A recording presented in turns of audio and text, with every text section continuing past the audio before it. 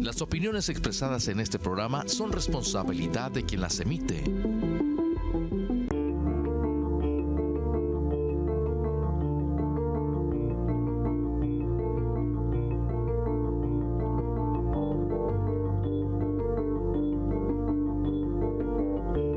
Política, legislación y justicia para lograr un cambio verdadero. Acompáñanos en el ejercicio ciudadano para analizar temas de actualidad a fondo con Amador Rodríguez Lozano.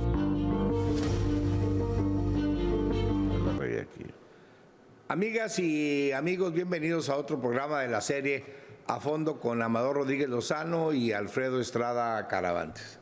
Espero que hayan tenido buenas vacaciones de Semana Santa y que ya tengan el vigor y la fuerza y la energía para seguir avanzando en esta ciudad caótica, mi querido Alfredo.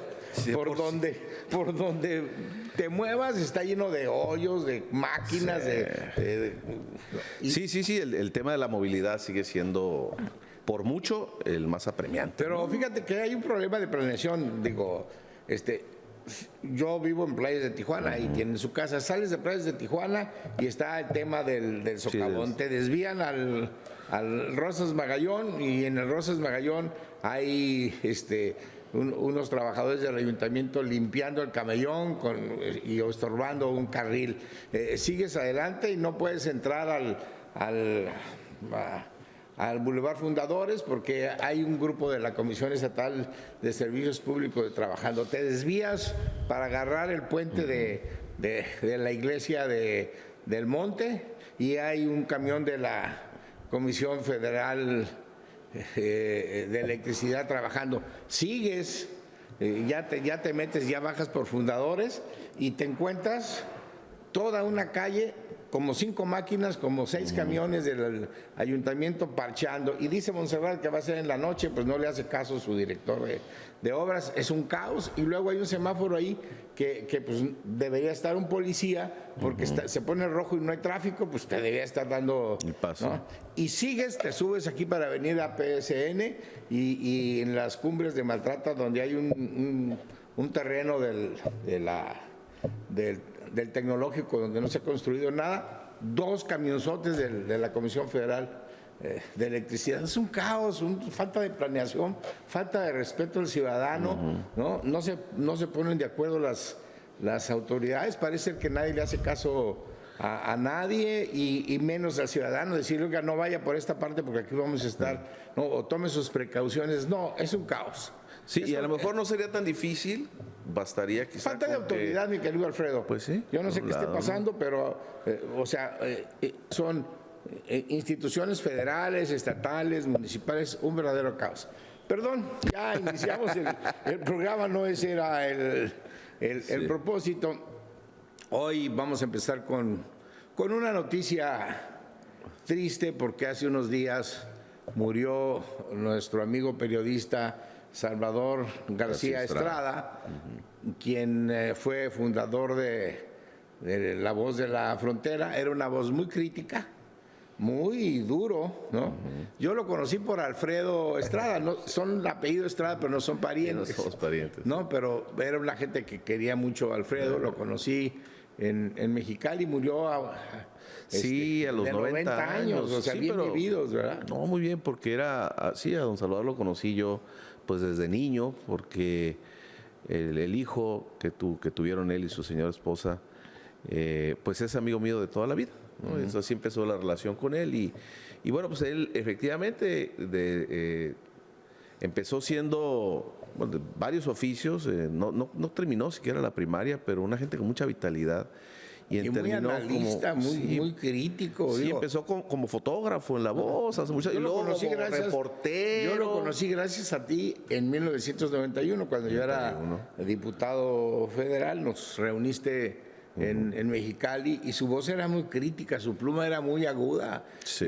Y yo me precié de ser su amigo y contar con su consideración y su crítica. Todavía hasta los 85 años él tenía un programa de televisión en Mexicali. diario, todas las tardes, que era de análisis de noticias y de invitados y algunas entrevistas.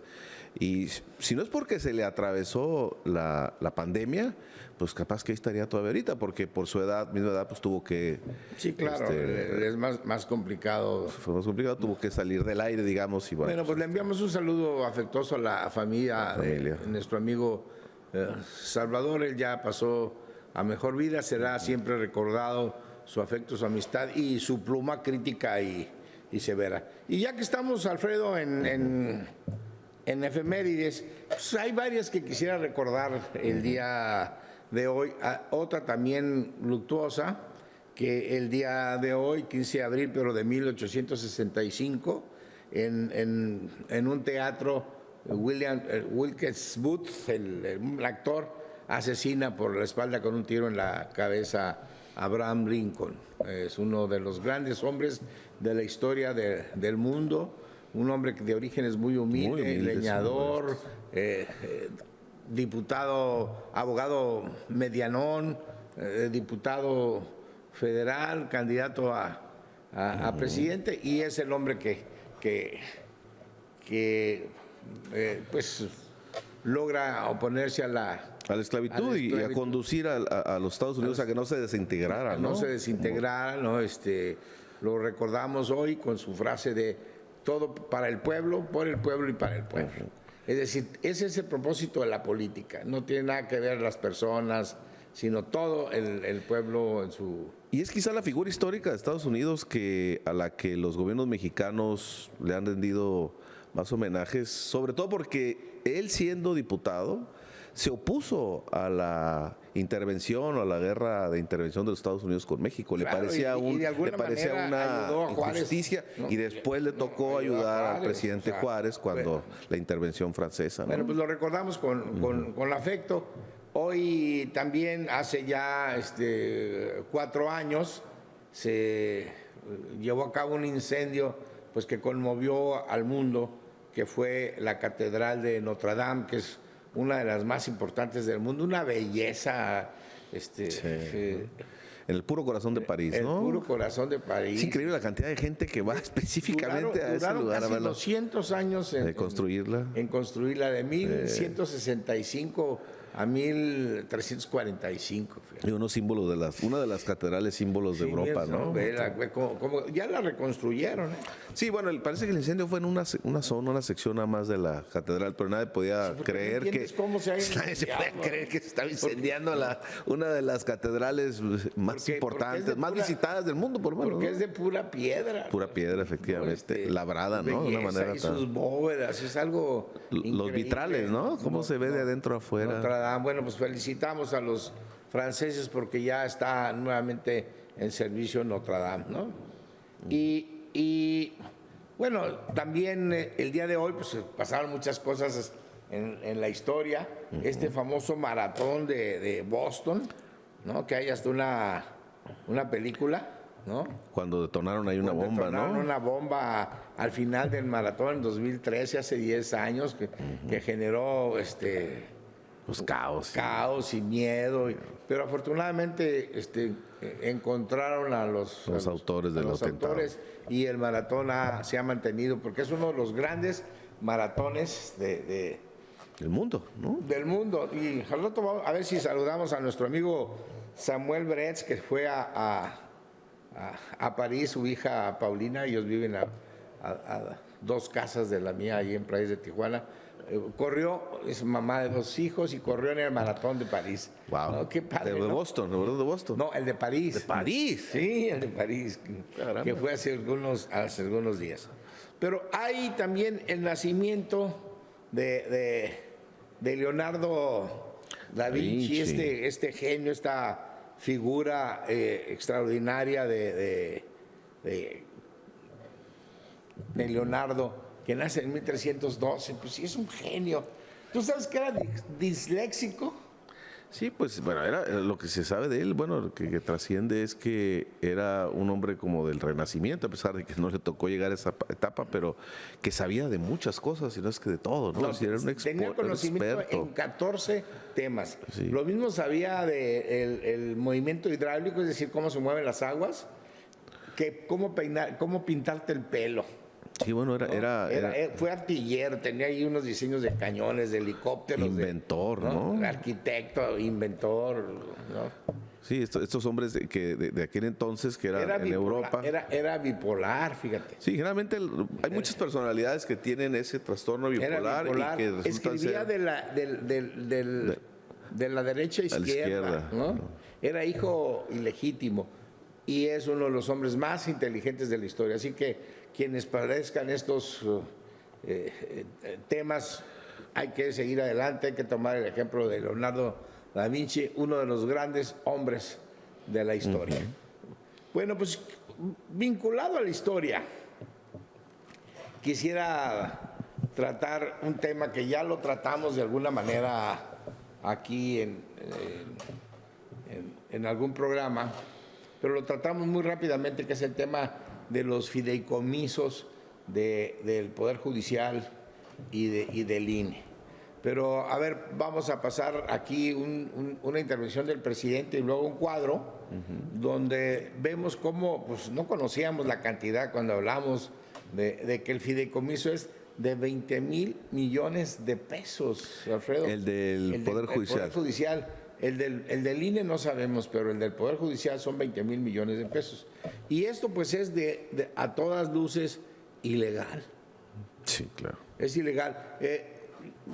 Quisiéramos algún recuento, Alfredo, para que le explicáramos bien a la gente. Sí, al público qué es un fideicomiso, para qué se usan estas cosas. Pero antes que nada, mire, es necesario que ustedes sepan que en este país el presupuesto se autoriza anualmente. O sea, lo que el Poder Legislativo, específicamente la Cámara de Diputados, le autoriza al Poder Ejecutivo, al Poder Judicial y al propio Poder Legislativo y a los órganos autónomos. Sí. O sea, el Congreso dice, te voy a autorizar a que te gastes este dinero en esto, específicamente, ¿no? Y esta autorización, que es una ley.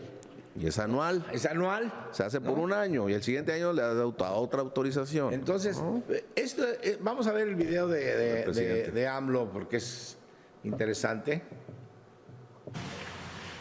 De que venga el quién es quién, las mentiras. El fideicomiso que tiene el Poder Judicial, porque esto no lo sabe la gente. Tienen un fideicomiso, un guardadito de 20,000 millones de pesos. Y lo vamos a dar a conocer porque hoy le di instrucciones al secretario de Gobernación para que solicite al Instituto de la Transparencia que se le pida al Instituto Electoral que dé a conocer cuánto dinero tienen en sus fideicomisos para que sepamos y qué uso le han dado a ese fideicomiso o a esos fideicomisos. Y que no se tiene no se tiene específicamente pregastado. A ver, en este país, quien controla, quien autoriza los gastos es el Poder Legislativo. ¿No? Y esto tiene que ver históricamente hay una parte de la historia que a mí me fascina, que es, voy a brevemente aprovechar que tengo el uso del micrófono para hablar de Felipe IV de Francia, llamado el Hermoso, ¿no? Felipe es un gobernante que quiere tener el control de su país, pero en el país los señores feudales tienen en algunos casos, como el conde de Borgoña, como el conde de Britania, tienen más poder que él y más dinero que él. Y luego está el alto clero, los obispos que cotizan a Roma, ¿no? Le mandan la lana y cuya recaudación era obligatoria entre la población. Así es. ¿No? Bueno, entonces dice Felipe, bueno, ¿qué? Yo estoy aquí pintado. Estoy pintado. ¿Qué? Y tenía guerra con con Inglaterra, la famosa guerra de los 100 años, que fueron 2 guerras de los 100 años, que siempre perdió Francia, pero tenía necesidad de dinero. Felipe quiere mostrarse como un gobernante, es el primer gobernante que va a ser absoluto y es el primer gobernante que da nacimiento al Estado moderno, ¿no? Y entonces les prohíbe a los obispos que cotizan en España y dice, y yo voy a nombrar a los obispos. Yo ya se acabó que Roma entonces viene un enfrentamiento con el papado pues era muy fuerte, maneja ejércitos, maneja territorios a los gobiernos de Europa, ¿no? Y entonces se enfrenta. Entonces, ¿qué hace Felipe el Hermoso?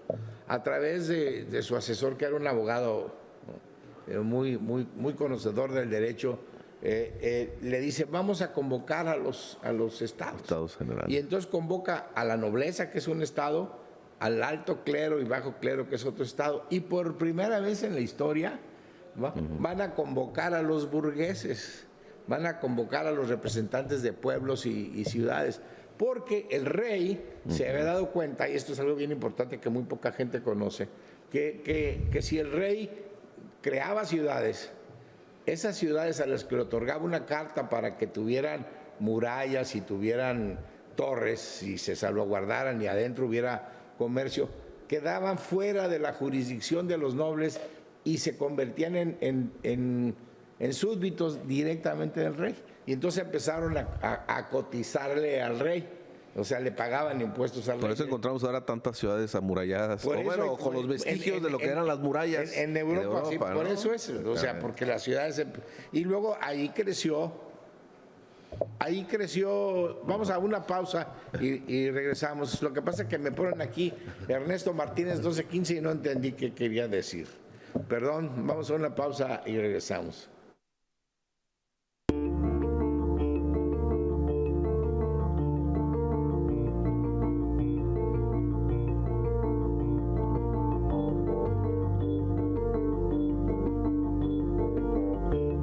Política, legislación y justicia para lograr un cambio verdadero. Acompáñanos en el ejercicio ciudadano para analizar temas de actualidad a fondo con Amador Rodríguez Lozano. Tenemos una llamada, lo que no entendí aquí me pusieron Ernesto Martínez y dije, pues ¿quién será eso? Es una llamada del señor Ernesto Martínez. Adelante, don Ernesto, bienvenido al programa. ¿Qué tal, licenciado Amador? Sí, a sus órdenes. Soy co-estudiante de la Prepa Federal cuando usted fue director de los sociedades de alumnos. ¿Sí? Ah, sí, fui presidente y una me ganaron y otra gané. Sí. ¿Cómo estás, Ernesto?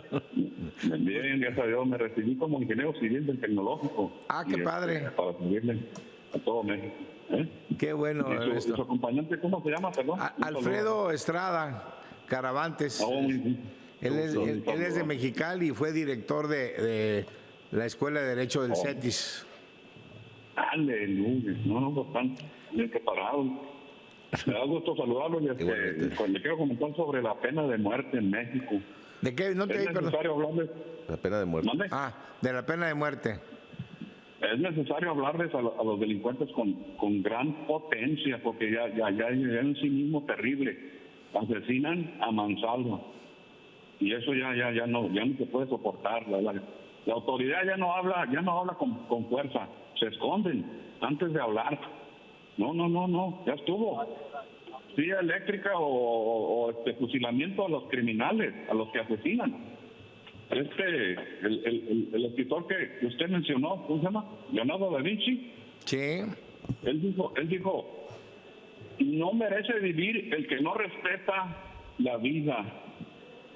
Ahí se funda lo que es pena de muerte para el asesino. Vamos a dedicarle un programa a eso, es muy interesante. Hay voces a favor, hay voces en contra, por distintas razones. Si te parece, Ernesto, con mucho gusto vamos a ponernos de acuerdo con Alfredo y vamos a hacer un programa específico de la pena de muerte. Te agradecemos mucho tu llamada y te mandamos un saludo afectuoso. Un abrazo, Benito. Abrazo. Aprovechando rápidamente el tema de la pena de muerte, muchos años después de lo que estamos platicando de Europa, pues se dio el movimiento de la Revolución Francesa como una reacción a la concentración de poder de la que estás platicando tú ahorita. Y luego en ese entonces surgió el tema de que los muertos en Francia los ejecutaban a través de la guillotina, ¿no? Y uno cuando piensa en eso, piensa ahí, bueno, pues qué terrible, y sí es algo terrible, pero muy controversial. Pero resulta que visto en retrospectiva, la guillotina fue un invento muy humano.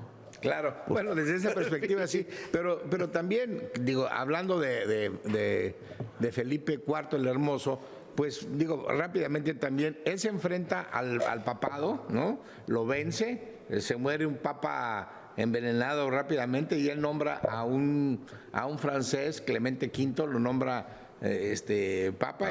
Y lo pone el papado en Avignon, en una ciudad francesa. Entonces ya domina a los estados generales, porque esos los controla con las ciudades. Curiosamente, las ciudades son amuralladas para que te den seguridad, y así surgen las ciudades. Ya las ciudades en México y en el mundo ya no te dan seguridad, ¿eh? Exactamente. O sea, que fueron creadas para darle seguridad fundamentalmente a los trabajadores, a los obreros, a los que hacían carpinteros, a los oficios, a los distintos oficios, y tenían calles y ahí se crean las... Sí, pero lo que tú estás comentando es muy importante para entender cómo fue que en Europa los reyes llegaron a concentrar tanto poder, y lo concentraron porque la mayoría de la población por fin encontraron una figura que los podía incluso defender del clero y de los señores feudales. Claro, ¿no? porque no existían, entonces estaban sujetos a todo lo que quisieran los señores feudales, el famoso prima nocte. Entonces, ¿no? Que tenían que pasar, la que se casaba tenía que pasar derecho de pernada. La noche con el señor feudal. Pues imagínate qué salvajada, ¿verdad? Y ahí se entiende, entonces, porque nosotros después la historia de la independencia y todo esto fue a raíz de las ideas de la Revolución Francesa. Pero la primera pregunta es, ¿por qué en la Revolución Francesa hasta ese momento los reyes concentraban tanto poder? Porque fue un movimiento que al final lo apoyó desde abajo. Pero duró como 200 años. Claro, a lo largo de el rey siglos. era primus inter pares, el primero entre pares. O sea, los condes, los duques eran más poderosos que el propio rey. Pero el Hermoso, Felipe IV, decide concentrar el poder, vence al Papa. Cuando el Papa se le encara, él manda a llamar a todos los estados generales, y es la primera vez que surge el poder legislativo en el mundo, aunque bueno, se dice que... Sí, la representación, Se dice que Simón de Montfort en 1265 en Inglaterra creó el Parlamento, pero en el Parlamento de Simón de Montfort eran puros nobles. Nada más eran los nobles. Y en Francia ya eran zapateros, carpinteros, los representantes de ovejeros, ¿no? Los representantes de los pueblos que mandan, todos los que tuvieran ferias, todos los que tuvieran negocios. De hecho, las ciudades eran como ferias. Mandan 2 representantes a este parlamento que convoca Felipe el Hermoso, y ahí se crean los famosos cahiers de doléances, o sea, los cuadernos de las dolencias que los representantes traen, lo que afecta a cada pueblo, y lo presentan ante el rey. El rey lo que quería era lana, ¿no? y que le aprobaran un impuesto, y así surge que el poder legislativo sea el que autoriza los ingresos del gobierno, ¿no? Sí, de ahí viene que hasta el día de hoy cualquier impuesto tiene que estar aprobado en una ley. Así es, y de ahí viene que solamente lo que dice la Cámara de Diputados lo puede utilizar cualquier otro poder o cualquier órgano del poder. Por lo tanto, lo que hace el Poder Judicial, tener esos 20 mil millones de pesos, es totalmente ilegal, porque cuando se termina el año y le quedó dinero, tiene que reintegrarlo a la Federación, porque al final de cuentas el presupuesto es control y planeación. Es decir, pues yo cómo voy a planear el desarrollo de un país, cómo voy a ver lo de los pobres y las carreteras y todo, pues si tú ya te quedaste con 20 mil millones de pesos, ¿y sabes para qué lo usas? Sí, para pagar rentas, para dar sobresueldos, para para apoyar a los jueces y magistrados, pero entonces ya se convirtieron en un poder legislativo y es ilegal, y por eso yo lo denuncié en 2002. Se enojó conmigo Góngora, que era mi paisano, o sea, que era aquí de Ensenada, era presidente, y me dijo: oye, Amador, ¿cómo es posible que Pues ataques, desde al poder, entonces- que ataques al Poder Judicial? No, yo no ataco al Poder Judicial, yo lo respeto mucho y lo quiero como abogado, pero no es posible que lo que están haciendo ustedes en contra del pueblo de México, que se quede sin señalar. Y es un poco lo mismo que pasa con el INE, ¿no? Es decir, que ahora ya empieza a destaparse también que en el INE tienen otro fideicomiso o varios que tienen ahí un guardadotototote. Así es. Pero expliquémosle a la gente qué es el fideicomiso. Es una institución que viene desde Roma. ¿no? Sí, que ha sido, y es muy útil tanto en la vida privada, y el del que estamos hablando es el fideicomiso público, ¿no? En el que se destina una cantidad de dinero para un fin, o sea, desde las arcas, desde el gobierno, dicen: a ver, vamos a depositar este dinero para que se utilice para estos temas y que sea una fiduciaria, generalmente un banco, en la que lo administre y que se encargue que se esté aplicando para lo que se constituyó, Sí, incluso para lo las que puso el herencias, dinero, ¿no? Incluso si yo no quiero que se peleen mis hijos.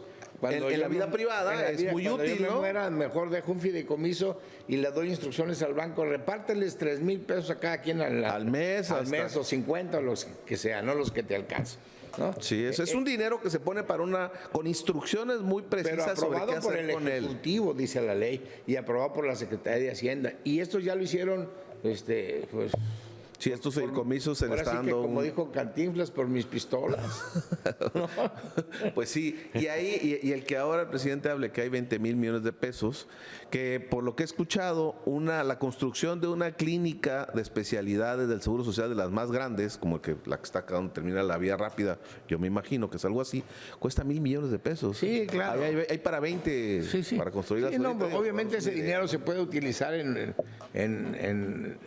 muchas cosas. Bueno, nosotros exigimos que se acaben esos fideicomisos, que se vuelva a la legalidad, que la Cámara de Diputados tiene atribuciones para que cuando se autorice el presupuesto tomar las medidas para que esto suceda. Ahí está, mira, son 20,000 millones y los usan para pensiones 700, para pensiones complementarias 2,000, para prestaciones médicas y para que tengan seguro de médico Privado. en los hospitales más importantes de México, 137, para pagarles publicaciones Manejo de producto de venta de publicaciones, CDs y otros y remanentes proyectos. presupuestales, que no sé qué quiere decir eso. Pues ese es el remanente presupuestales, es no me gasté esto, lo guardo. Y luego dice el Fondo para el Fortalecimiento y Modernización de la Impartición de Justicia, que no sé qué quiera decir eso. Pero bueno, señores, ustedes no son el Poder Legislativo. El Poder Legislativo es el que autoriza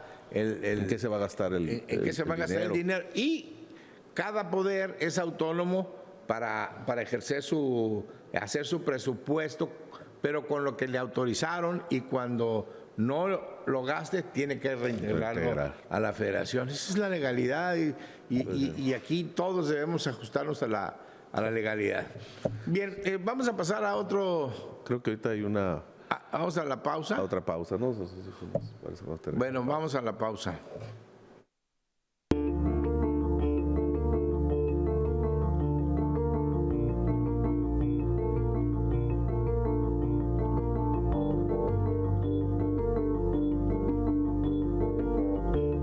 Política, legislación y justicia para lograr un cambio verdadero.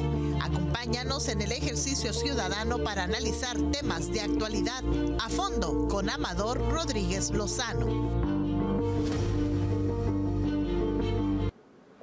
Amigas y amigos, tenemos en la línea a mi querido amigo Samuel Bretz, que sabe mucho de la historia del fraccionamiento Playas de Tijuana, ya que fue uno de los directores. Samuel, ¿cómo estás? Me da mucho gusto saludarte.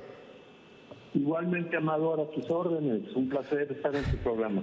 Pues aquí, Samuel, Alfredo y yo queremos preguntarte que nos cuentes la historia del fraccionamiento Playas de Tijuana, que tú te la conoces muy bien, porque pues vamos a tocar algunos temas después que tienen que ver sobre este fraccionamiento, pero muy poca gente conoce su historia, muy poca gente conoce su desarrollo, y tú, sin lugar a dudas, aparte de que tienes una magnífica memoria, fuiste director en algún momento de este fraccionamiento.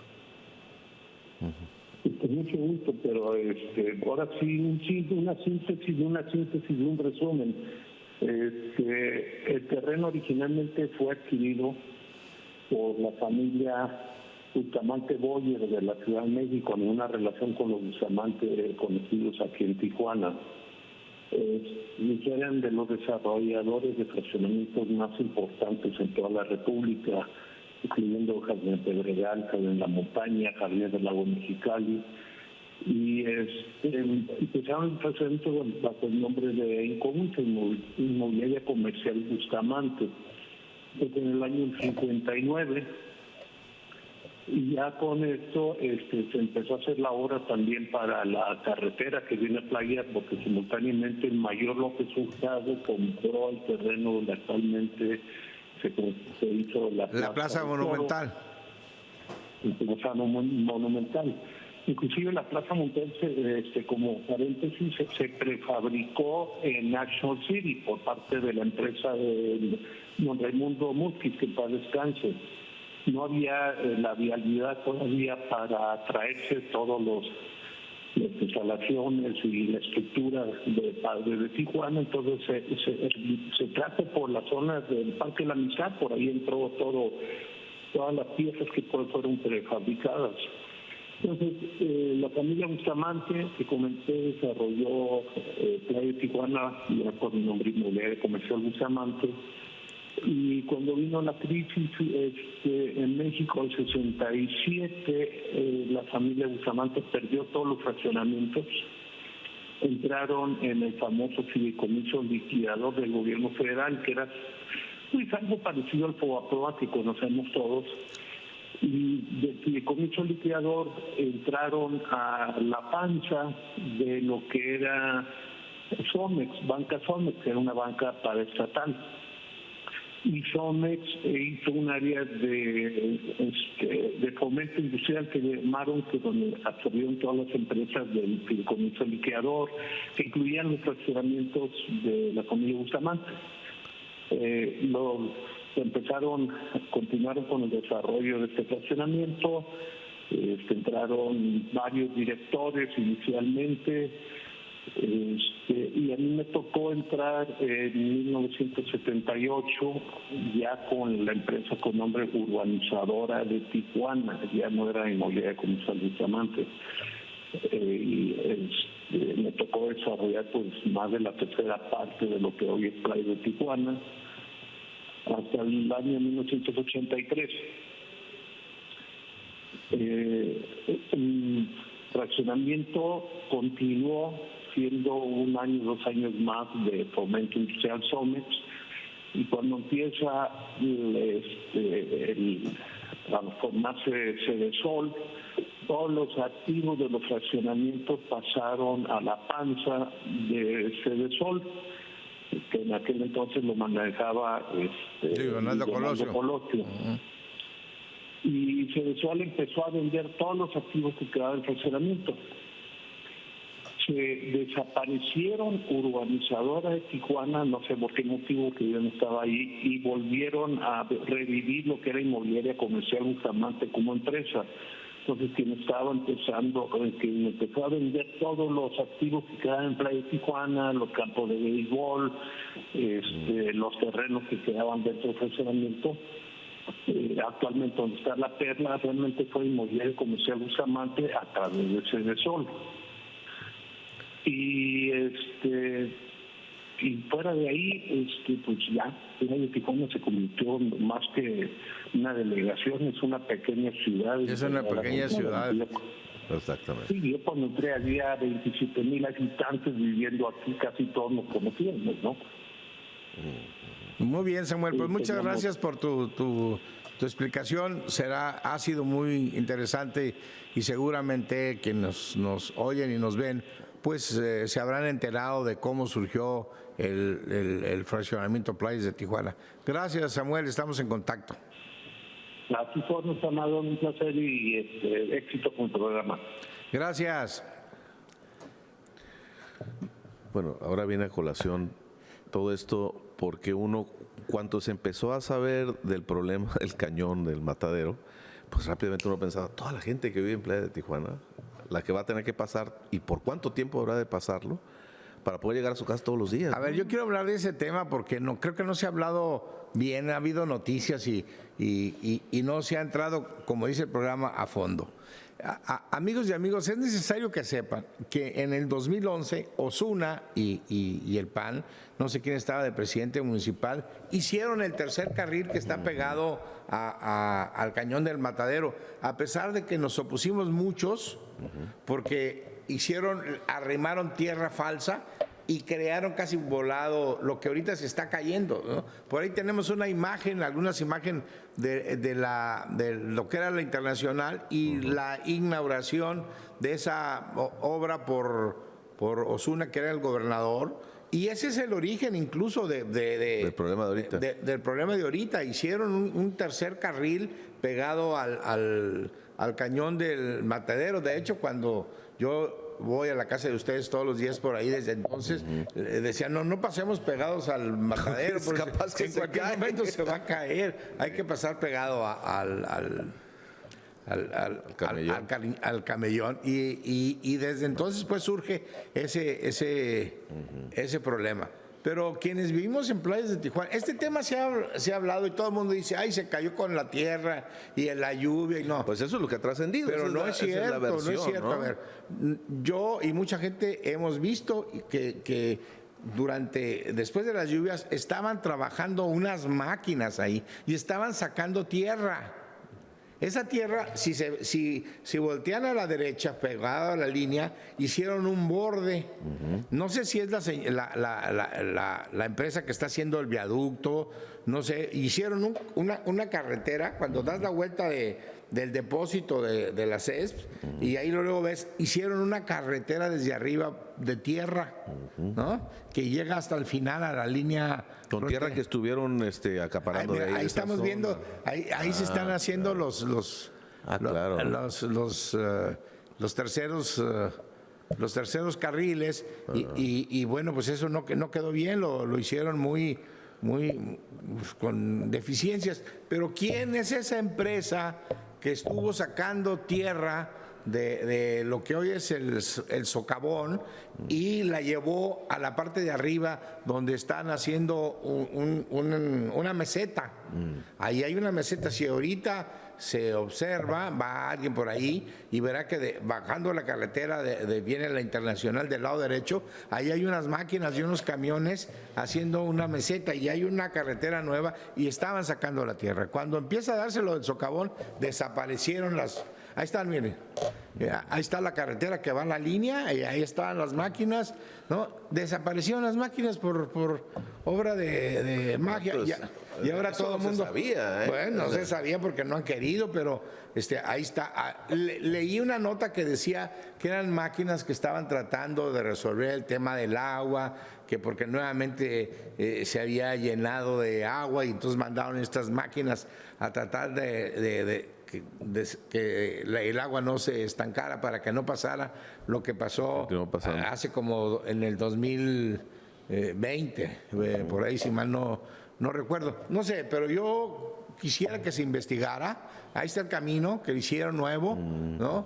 ¿Quién fue el que movió esa tierra? ¿Quién ordenó que se moviera esa? De hecho, ahí se ve la tierra, ahí se ve la tierra nueva, izquierda, ¿no? Sí, pues, y sacaron tierra de ahí abajo. Cuando se dieron cuenta que se les estaba cayendo.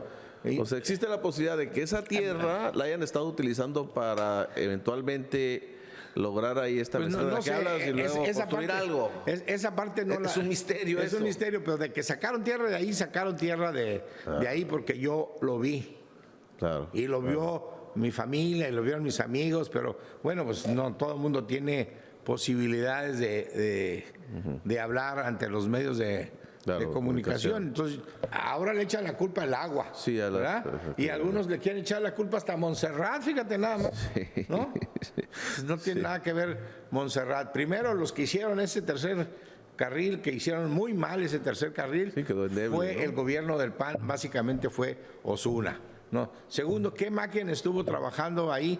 No lo sé. Tercero, desde hace muchos años, Tijuana es un caos, ¿no?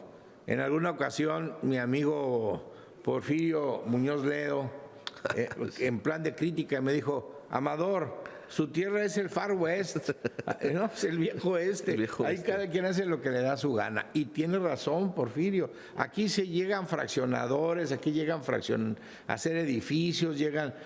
Mira, dice Montserrat que va a clausurar, ¿no? Todo lo que no tenga permiso. Entrando por ahí de Tijuana, poquito antes del semáforo, está un fraccionamiento que todo el mundo dice que es de Kiko Vega, ¿no? Que tiene años haciéndose y no tiene permiso, porque yo ya fui a ver el permiso tiene que estar pegado, ¿no? Y lo suspendieron, pero dicen que Bujanda, por ser exsecretario particular de Kiko, volvió a dar la autorización. Esos terrenos, ahí estaba una máquina de la CESP. Fueron terrenos, se me olvidó preguntarle a Samuel, luego él no quiere meterse en conflictos, ¿no? Pero ahí se le dieron a la Comisión Estatal para que hubiera una planta tratadora de agua, que ahí estaba. Alguien de repente vendió esos terrenos y apareció deslavando el cerro, haciendo cortes en el cerro, que es lo que nos tiene con problemas esta empresa que dicen que es de Kiko Vega. Vamos a una pausa y regresamos.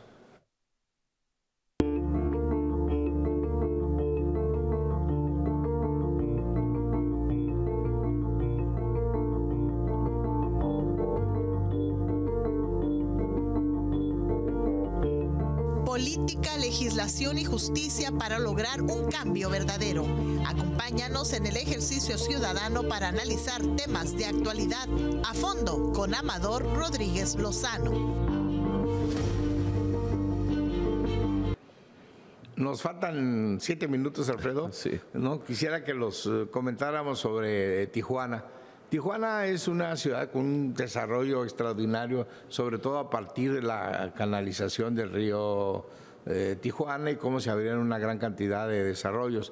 Pero el desarrollo, Alfredo, tú eres de Mexicali y no conoces bien este tema, ha estado en manos de los sectores inmobiliarios, o sea, de los fraccionadores. Aquel que se le ocurre, al que quiera, le da su gana, hace un fraccionamiento, y por eso tenemos, creo que hay 11 escurrimientos en las laderas de Monterrey, La Presa, Sánchez Tahuada, El Rubí, Camino Verde, Cumbres del Rubí, Lomas del Rubí. Sánchez Tahuada, pues, ¿desde cuándo está el Sánchez Tahuada? Porque todo el mundo hace lo que le da su gana, y la autoridad, y no estoy hablando de Montserrat, para que no, estoy hablando de las autoridades en general de los últimos años. Es una enorme corrupción en el área de permisos, no hay movimientos de tierra, no hay uso del suelo, no hay laboratorios que hagan porque la tierra de Tijuana, aunque se enojen con Montserrat, cuando dijo que es un mazapán, lo dijo de manera coloquial, es una tierra que es como arcilla. ¿Tú te acuerdas que nosotros pedimos a la Comisión Nacional de Desastres que declarar la zona del Rubí zona de desastre, y nos dijeron: no podemos, primero porque eso ya tiene muchos años, y segundo porque construyeron en una zona arcillosa, ahí no se puede construir. Sí, el tema de la mecánica de suelos aquí como que nadie se entera de ese tema, ¿no? Y te decía de este fraccionamiento que está a la entrada, que todo el mundo sabe que es de Kiko Vega y que se suspendió durante mucho tiempo, y ahora misteriosamente a partir de que Bujanda lo nombraron secretario general de gobierno, empezaron a construyeron ya 4 casas en la parte de enfrente, hicieron unos cortes del cerro, rellenaron hacia la parte del fraccionamiento. La gente está asustada porque en cualquier momento se va a ir, se puede caer. Y ahora ya vimos que eso sí sucede, ¿no? Se pueden caer. No es solo un riesgo. Esa muralla y el escurrimiento de la arena hacia ahí. Aparte de que no sé cuántas casas va a haber ahí y va a aumentar el tema del congestionamiento, flujo vehicular. Ahora sí que, como diría Marina, pues ahí ya ni respira, funciona, mano, ¿no? Sí. O sea, va a haber un montón de vehículos que no sé cuántas casas van a haber allí en ese fraccionamiento, no tienen permiso.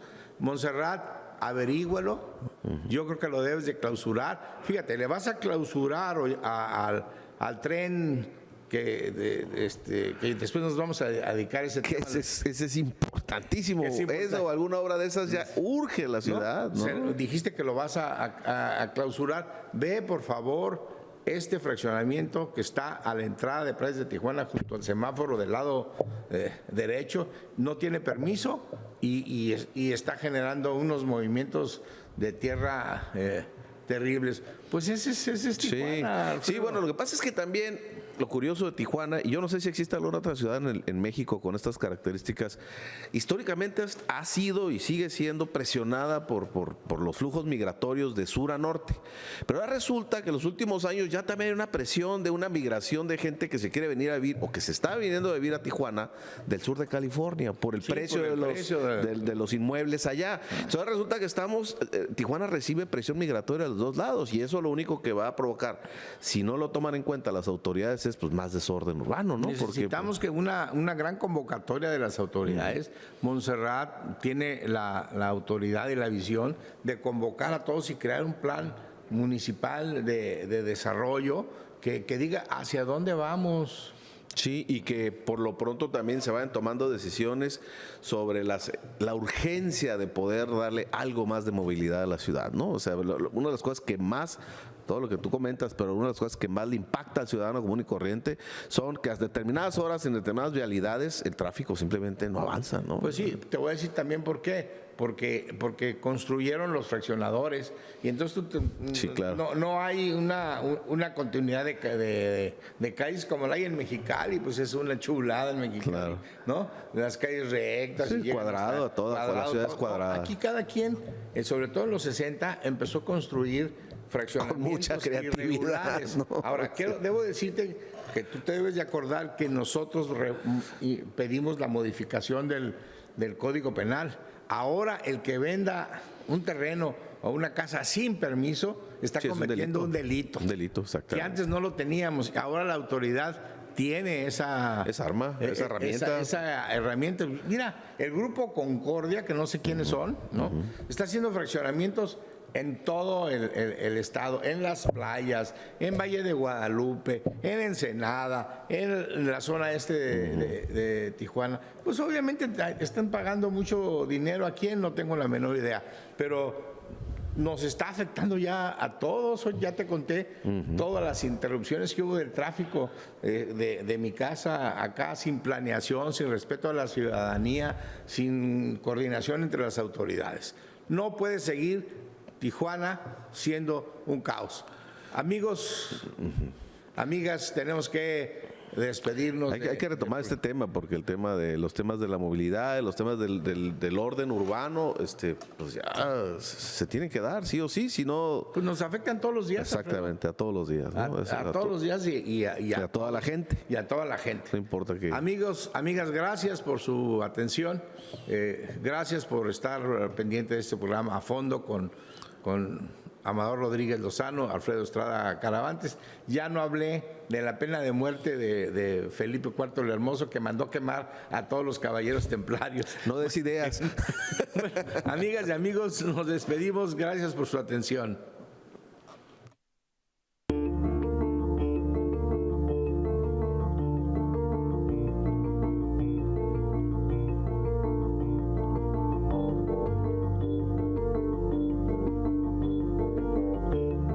política, legislación y justicia para lograr un cambio verdadero. Acompáñanos en el ejercicio ciudadano para analizar temas de actualidad a fondo con Amador Rodríguez Lozano.